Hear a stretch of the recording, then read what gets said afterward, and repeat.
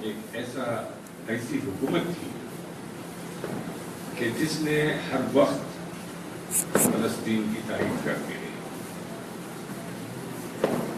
लेकिन 2014 से क्या हो गया? 2014 से पार्लियामेंट की डिफेंस कमेटी बनाई गई। क्या लिखा? अगर आप वो फेरिस्त देखेंगे तो आपको पता चल जाएगा कि उस डिफेंस कमेटी में कौन कौन लोग थे। को बुलंद करते हैं। आज भी मैंने विश्वेश्वर साहब की तकरीर सुनी। मुझे बड़ा फख्र है कि हिंदुस्तान में और खास तौर पर हैदराबाद में जो सेक्युलर ताकतें हैं वो इतनी मजबूत हैं, और अगर कोई इस्राइल के खिलाफ आवाज उठती है तो यही वो सेक्युलर ताकतें हैं जो इस्राइल के खिलाफ आवाज उठाती हैं।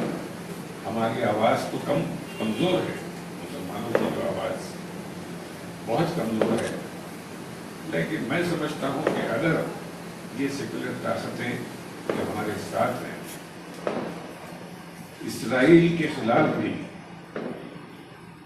जो आज न सिर्फ इस्राइल में फलस्तीन में कब्जा किए हुए हैं, बल्कि आज हुकूमत अमेरिका भी इसराइलियों के दबाव में चलती है, इसलिए कि सारा पैसा उनका है।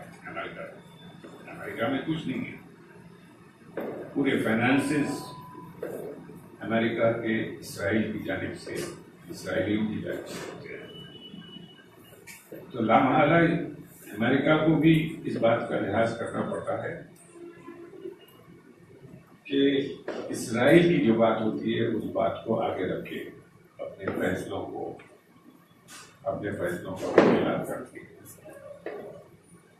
इस्राइल का क़याम, ये जो कमेटी बनी है जिसके बालफोर,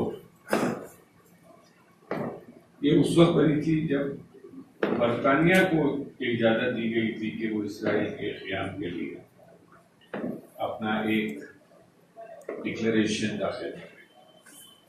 ठीक है, उस जमाने में ये कहते हैं कि बरतानिया का सूरज कभी डूबने वाला नहीं। हिंदुस्तान में दोपहर है तो शाम ऑस्ट्रेलिया में, ये सारे मुल्कों में बरतानिया की हुकूमत थी। हत्ता कि अरब के भी बात देशों में भी बरतानिया की अदल वगैरह में वो हुकूमत कायम थी। लेकिन देखना ये है कि इसके मुकाबले के लिए हम क्या कर सकते हैं। ये बात जरूर बड़े हम फख्र के साथ कहते हैं शायर की ज़बान में कि ये खैंचियां हमें परवाज से क्या रोकेंगी। ये खैंचियां हमें परवाज से क्या रोकेंगी। हम परों से नहीं, हौसलों